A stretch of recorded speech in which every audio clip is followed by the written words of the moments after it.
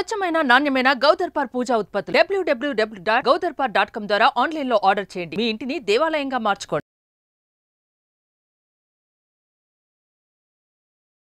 నమస్తే, welcome to Suman TV. నేను మీ యామిని. మనకి సెప్టెంబర్ 1 నుంచి 15 వరకు అసలు 12 రాశుల వారికి సంబంధించిన మంచి చెడు ఏ విధంగా ఉంటుంది, ఎలాంటి పరిహారాలు చేసుకోవాలి, ఈ విషయాలు మనకి తెలియచేయడానికి ప్రస్తుతం మనతో ఉన్నారు ప్రముఖ జ్యోతిష పండితులు బ్రహ్మశ్రీ నందిబట్ల శ్రీహరి శర్మ గారు ఉన్నారు. మరి గురుగారితో మాట్లాడి ఆ విషయాల గురించి అడిగి తెలుసుకుందాం. నమస్కారం గురుగారు. వాగర్థావివ సంపృక్తౌ వాగర్థ ప్రతిపత్తయే జగతః పితరౌ వందే పార్వతీ పరమేశ్వరౌ.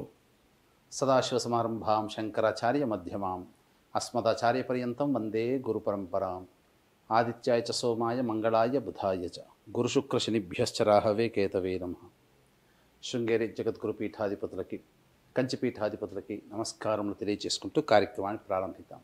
గురుగారు, మీరు చెప్పినట్లండి ఈ 12 రాశుల వారికి సంబంధించి పలానా డేట్లో ఆదాయం ఈ విధంగా ఉంటుంది, ఖర్చులు ఈ విధంగా ఉంటుందని తెలియజేస్తున్నారండి.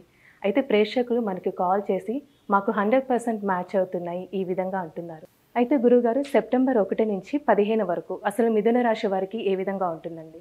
మిథున రాశి వారికి సెప్టెంబర్ 1వ తారీఖు నుంచి 15వ తారీఖు వరకు ఏ విధంగా ఉండబోతుందో తెలుసుకునే ముందు గ్రహ సంచారం తెలుసుకుందాం.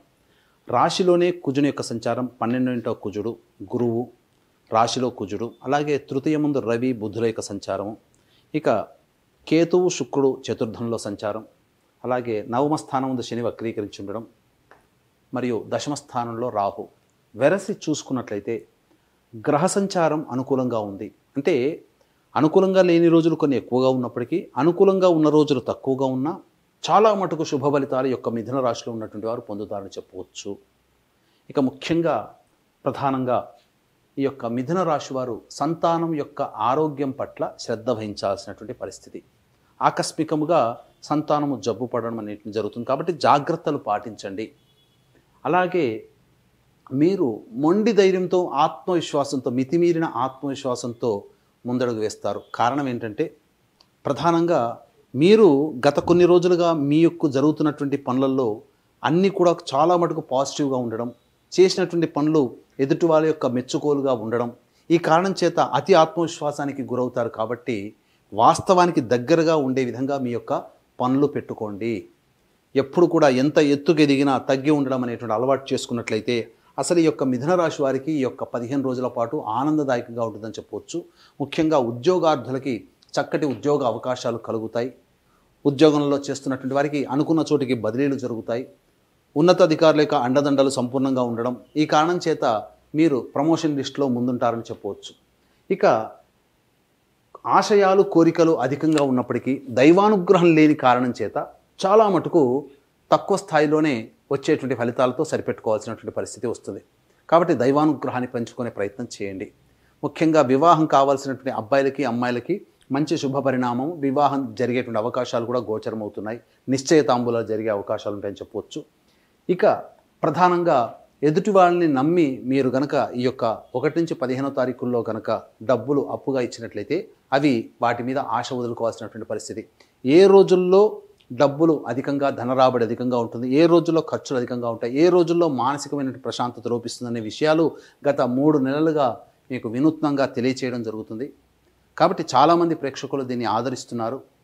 ఇక ముందు కూడా చక్కగా వీటికంటే ఇంకా ఎక్కువ ఇన్ఫర్మేషన్ ఇవ్వాలనే ఆలోచనతో ఉన్నాం. కాబట్టి ఇప్పుడున్నటువంటి స్థితి ప్రకారం ఏ రోజుల్లో ఖర్చులు అధికంగా ఉంటాయి, ఏ రోజుల్లో ధనాదాయం బాగుంటుందని తెలుసుకుంది. ఎందుకంటే మానవుడికి వచ్చేటువంటి సమస్యల్లో అధిక శాతం ఎక్కువగా ధనపరమైనవి. ధనంతోనే సమస్యలు వస్తాయి, ధనంతోనే సమస్యలు తీరుతాయి. కాబట్టి జాగ్రత్తలు పాటించండి. ముఖ్యంగా 1వ తారీఖు రోజున ప్రధానముగా ధనాదాయం అంతగా ఉండదు, ఖర్చులు అధికంగా ఉంటాయి, కుటుంబం మధ్య విభేదాలు ఏర్పడే అవకాశం ఉంది. కాబట్టి జాగ్రత్తలు పాటించండి. కుటుంబ సభ్యులతో చాలా మటుకు మౌనంతో మీరు సమాధానం చెప్పండి. వాగ్వివాదాల జోలికి వెళ్ళకండి.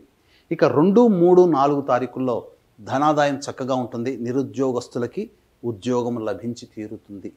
అలాగే ఉన్నత ఉద్యోగస్తుల యొక్క అనుగ్రహం కలగడం, ప్రమోషన్లో మీరు ముందుంటారు. ఇతరులతో మీరు మాట తీరు వ్యవహారం వల్ల అందరినీ మెప్పుని మీరు పొందుతారు. తద్వారా మీకు ధనాదాయం చక్కగా ఉంటుంది. ఇక 5, 6 తారీఖుల్లో, 7, 8, 9 తారీఖుల్లో కాస్త విచారించాల్సినటువంటి పరిస్థితి. 5, 6 తారీఖుల్లో గృహోపకరణాలు కావచ్చు, గృహ మరమ్మతులు కావచ్చు, వాహన మరమ్మతులు కావచ్చు, లేదా నూతన గృహ కొనుగోలుకు సంబంధించిన ప్రయత్నంలో వలన కొంత ధనం ఖర్చు అవుతుంది. తల్లిగారి ఆరోగ్యం పట్ల శ్రద్ధ వహించాల్సినటువంటి పరిస్థితి. ఇక 7, 8, 9 తారీఖులో కనుక గమనించుకున్నట్లయితే మీ ఆరోగ్యం పట్ల మీరు శ్రద్ధ వహించాల్సినటువంటి పరిస్థితి. అన్నీ కూడాను ఆలోచనలకే పరిమితమవుతాయి తప్ప కార్యరూపం దాల్చదు. తద్వారా కొన్ని ఇబ్బందికర పరిస్థితులు ఎదురవుతాయి. అంతేకాకుండా ఇక్కడ ప్రధానంగా ఏ పని చేయాలన్నా కానీ మీకు విక్రమం, కరేజ్ అంటారు. ఆ కరేజ్ లేకపోవడం, వెనకడుగు వేసే తత్వం ఈ యొక్క 7, 8, 9 తారీఖులు ఉంటాయి కాబట్టి జాగ్రత్తలు పాటించండి. ఇంతకుముందు చెప్పుకున్నట్లుగా మీకు సూచించినట్లుగా ఈ యొక్క 7, 8, 9 తారీఖులలో 14, 15 తారీఖులలో మీరు డబ్బులు ఎవరికీ కూడాను చేబదులుగా ఇవ్వకండి. ఇస్తే తిరిగి రావు. ఇక 10, 11, 12, 13 తారీఖుల్లో విశేషమైనటువంటి ధన రాబడి గోచరమవుతుంది. 6వ తారీఖు అనగా 10వ తారీఖు, 11వ తారీఖుల్లో విశేషంగా మీకు ధన రాబడి అధికంగా ఉంటుంది. రాని బాకీలు వసూలు అవుతాయి. వ్యాపారం చాలా చక్కగా జరుగుతుంది. ముఖ్యంగా 12, 13 తారీఖుల్లో జీవిత భాగస్వామి లేదా వ్యాపార భాగస్వామి తీసుకున్న నిర్ణయం వల్ల మీకు లాభసాటిగా మారుతుంది. అలాగే భాగస్వాముల మధ్య జీవితము లేదా వ్యాపారము భాగస్వాముల మధ్య ఉన్నటువంటి విభేదాలు కానీ పూర్వపక్షాలు కానీ తొలగిపోయి నూతనంగా మళ్ళీ నూతన ఆలోచనలతో, నూతన ఒరవడితో మీ యొక్క కార్యక్రమాల్ని ప్రారంభిస్తారని చెప్పవచ్చు. ఇక 14, 15 తారీఖులో కనుక గమనించుకున్నట్లయితే ప్రధానంగా మీరు ఆరోగ్యం పట్ల శ్రద్ధ వహించాల్సినటువంటి పరిస్థితి. అలాగే ఖర్చులు కూడా అధికంగా ఉంటాయి. ఆల్రెడీ ప్లానింగ్ ప్రకారం పెట్టుకున్న 14, 15 తారీఖులో ఖర్చులుంటే వాయిదా వేసుకోండి, లేదా ఆ ఖర్చుల యొక్క ప్రభావాన్ని తగ్గించుకోండి, ఖర్చులను తగ్గించుకోండి. ఎందుకంటే ఆకస్మికమైనటువంటి ఖర్చులు 14, 15 తారీఖుల్లో ఉన్నాయి కాబట్టి మీరు పెట్టుకున్న ఖర్చులు ఆ రోజున వచ్చే ఆకస్మిక ఖర్చులు తోడై ఇబ్బడి ముబ్బడిగా మిమ్మల్ని సమస్యల వలయంలో చిక్కుముడినట్లుగా చేస్తాయి. మానసికమైనటువంటి ప్రశాంతత లోపిస్తుంది. ఒక భయము, ఆందోళన మిమ్మల్ని వెన్నాడుతుంది. తద్వారా ఏ పని చేయలేక వృధా కాలయాపన ఈ 14, 15 తారీఖుల్లో జరుగుతుంది. కాబట్టి ఏతావాత చెప్పొచ్చేది ఏంటంటే 5, 6, 14, 15 తారీఖుల్లో డబ్బులు అప్పుగా ఇవ్వకండి. ఖర్చులు అధికంగా ఉంటాయని చెప్పవచ్చు. ఇక అన్నిటికంటే గ్రహ సంచారం కాస్త బలంగా ఉన్నటువంటి కారణం చేత దైవానుగ్రహం లేకపోయినా నెట్టుకొస్తారు. అయితే వీక్షించేటువంటి ప్రేక్షకుల్లో ప్రధానంగా మనం గత జన్మల్లో చేసుకున్నటువంటి కర్మదోషాల వలనే ఈ యొక్క జన్మలలో ఇప్పుడున్నటువంటి గ్రహాల యొక్క సంచారం జరుగుతున్నప్పుడు కొన్ని కష్ట నష్టాలు ఉంటాయి. ఎప్పుడు రాత్రి, ఎప్పుడు పగలు ఉండదు. కాబట్టి కష్ట సుఖాలు సమానంగా ఉండేటువంటి జీవితాలు. కాబట్టి గత జన్మ కర్మదోష నివారణకి సంబంధించి మా ఆధ్వర్యంలో ఈ నెల 31వ తారీఖు రోజున శని త్రయోదశి పుష్యమి నక్షత్రం కలిసి వచ్చినటువంటి అద్భుతమైన రోజు. అటువంటి రోజు మళ్ళీ ఈ సంవత్సరంలో లేదు. కాబట్టి గత జన్మ కర్మదోష నివారణ హోమాలు మరియు వృషభ, మిథున, కర్కాటక, సింహ, తుల, వృశ్చిక, మకర, కుంభ, మీన రాశుల్లో జన్మించిన వారికి శనిదోష పరిహారార్థమై శనీశ్వర హోమం, అఘోర పాశ్వద మంత్ర హోమంతో పాటు విద్య, వివాహ, ఉద్యోగ, దాంపత్య, అనారోగ్య సమస్యల నివారణకి 18 రకాల హోమాదులు కేవలం పర్ హెడ్ 1500 రూపాయలకి చేయించడం జరుగుతుంది. అలాగే ఏ కుటుంబంలోనైనా కానీ పితృదోషములు లేదా పితృశాపములు ఉంటే అనుకున్నంత స్థాయిలో అభివృద్ధి అనేటువంటిది ఉండదు.